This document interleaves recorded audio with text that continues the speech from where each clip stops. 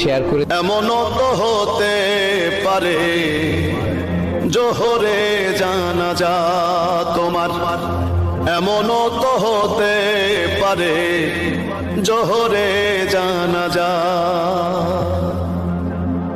মুসলিম হয় না জন্ম নিলেই মুসলমানের ঘরে, কাফের মুমিন তফাতটা হয় সালাতের